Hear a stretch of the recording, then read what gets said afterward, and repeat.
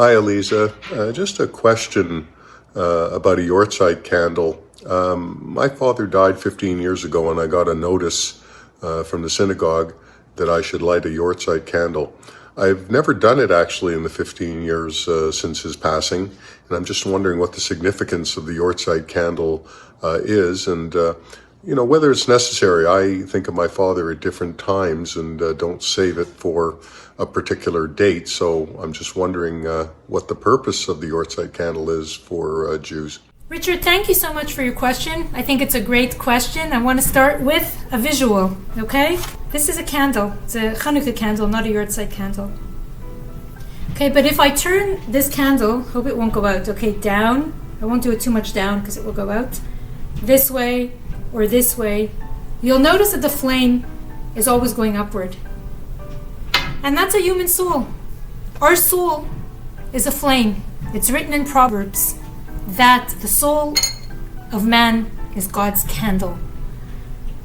Our soul wants to go back to source. It wants to connect with source. A Yortzeit candle represents the soul, the life of the soul, the memory of the soul. But unfortunately in life, not everybody can accomplish everything. Many of us are deficient in our mitzvot, in our good deeds at the end of life. When we come to the next world, which is called, like when somebody dies, they say, Hu alach le'olamo, they went to their world. So like, what does that mean? It means that whatever world you created for yourself while you were here, that's the world you're going to live in. So if you did mitzvot, if you were kind, if you were honest, you kept the Torah, then you're going to a pretty nice place. But if you didn't, the soul suffers. And I know a lot of us don't learn growing up in Judaism. We believe in hell. We believe in the suffering of the soul after life until it's cleansed, rectified, if it can be. And the soul suffers. And how does the soul get rescued? Also by what it leaves behind. Children are considered the feet of the parents. Why the feet? Because when a parent stops in life, when they pass away, when they can't any longer for sickness, old age, or death, the children are the feet that carry on the mission in life. And it's through us that we can elevate those souls. We can make the candle go higher and higher and higher. You see, Jewish history is not linear. It's like a spiral.